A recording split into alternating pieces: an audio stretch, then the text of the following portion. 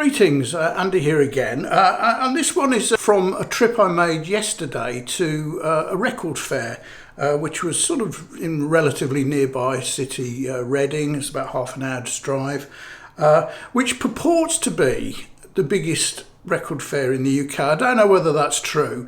The one yesterday was a new venue, and I'm pretty convinced it was a bit smaller.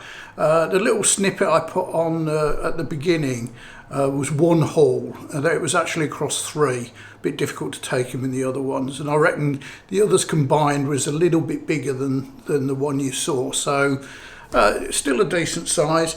The guy I used to go to was always had good value, always gave a decent discount, but he wasn't there, or I couldn't find him yesterday. There were no bargains, nothing outrageous either that I went for. I had a look on Discogs at what I bought, and I got nine records in total, and all of them were sort of around the mid-range Discogs. So no great bargains, but no rip-offs either. Though I did see the odd rip-off, but that's another matter. All of these were ones which really were sort of, they're filling gaps, shall we say. They're not sort of like must-haves or anything like that, but just ones which I fancied to fill a gap that I don't have very much of. I was actually on the lookout for a bit of metal. I have very little metal, but it was so expensive. So I saw 3 copies of A Number of the Beast, and they were all about 40 quid. That's too much. I don't pay that much. Inflation has definitely taken hold, because the average prices were clearly a bit more expensive. So other than the sort of take a risk £5 crates, there was nothing very much under 10, which is unusual, and most of them were sort of 15 plus. So definitely more expensive than the last time I went to a record fair. Anyway, I'm going to quickly run through them. As I say, I got 9 albums. 4 of them were studio albums. 3 were sort of greatest hits or compilations of some sort, and a couple of live albums. So the first one was from the. So I do the studio. I do them in that order: studios first, then compilations, then live. So the first was from the Welsh band Man. And it's called Be Good to Yourself at Least Once a Day. And Man are a band which I'm completely devoid of, but I feel as though I ought to know better. So they've been on my list to look out for. I spotted a couple. This was actually the most expensive one, which I think was due to its condition and style, to be honest. And it's got the most amazing, let me open it up. As you open it up, out folds this amazing map of Wales, which seems to have. My dad comes from Newport, which is in sort of Gwent, right on close to the borders of England, and I reckon they've cut. If you look at the border between the edge of Wales, where they sort of cut it away from England, all the border towns seems to have disappeared. So there's no Wrexham, there's no Newport, there's no Monmouth, but hey ho. The vinyl looks in good condition as well. I haven't played it. It is original from 1972, and it's my very first Man album. Secondly, is Rush 2112.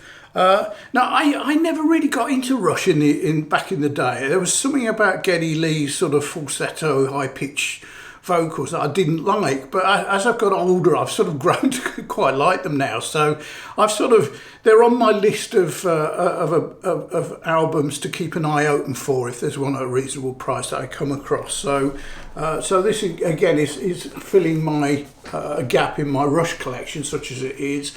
It is an original from 1976. I've not listened to it yet, so looking forward to that. And third one is Stephen Steele's Manassas, and their second album, Down the Road. I have the first one, which I picked up at a record fair a year or so back. So came across this. It was reasonable, and just got it to add to the collection.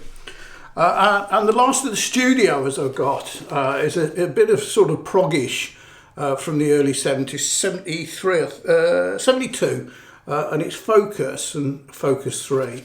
So I have Focus 2, which is sort of better known as Moving Waves, from back in the day, but that was the only one I had, and I've since picked up a live album. So again, this looks in very good condition. It's I don't think it's a first press, but it's definitely an original from 72, and it's got the magnificent Sylvia on it. So back to my youth, that one is.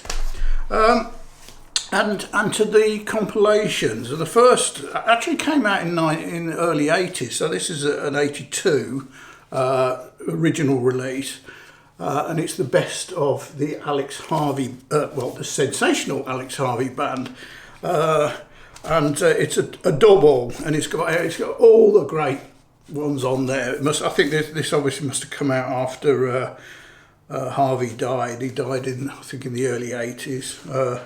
Don't know exactly when.